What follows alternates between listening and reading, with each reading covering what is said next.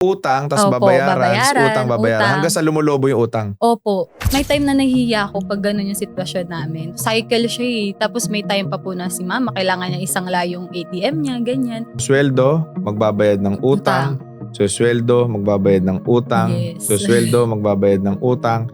Yung utang lumalaki, yung sweldo hindi lumalaki. Opo, totoo.